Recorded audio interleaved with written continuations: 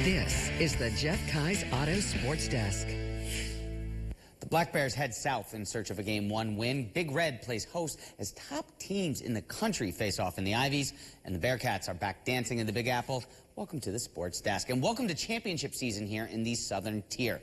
The reigning Kings of the Ice are below the Mason-Dixon line this evening for Game 1 and a rematch of last year's Commissioner's Cup Finals. Black Bears, Thunderbirds, round 2.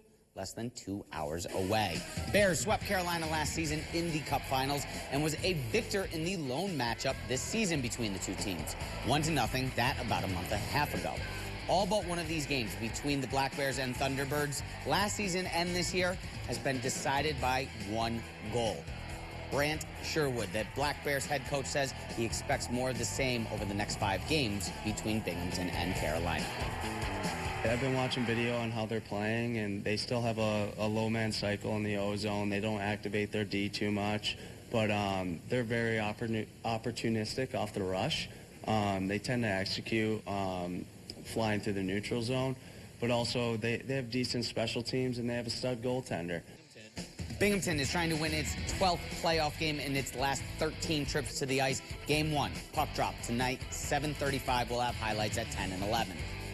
Big Red is back on its home field this Friday. The #1 team in the land is also the top seed in the Ivy tournament and playing host to 2 other top 11 ranked teams over the weekend. Up first, though, a rematch with the Yale Bulldogs and getting over the hump of the Ivy League semis. No highlights, unfortunately, here at 6 p.m. as this game's still going on. Game was delayed in the first quarter after a lightning strike. Ryan Goldstein, 3 goals. C.J. Kurse and Wilhelm Firth, each with a pair of goals to find the back of the net as well. Big Red is up by 3 at halftime. The Tour of Champions moves to New York City and a date in the first round of the NCAAs for the Bearcats. Bing went back-to-back as NEC champs and drew host school Columbia in the first round of the Big Dance. Bearcats drew the #8 seeded Lions. Binghamton was able to score in all 3 of its double matches, including 2-set wins for James McPherson and Kyle Weeks. Weeks also won a set in his singles match against Columbia, and scoring against the Lions was the NEC most valuable player from a week ago, William Marias-Binney.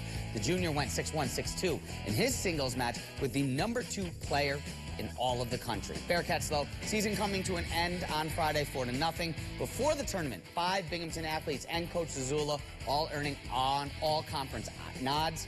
You can head on over to the 12 Sports homepage for those details. And finally, Ponies facing a bit of delay this afternoon as well in Erie.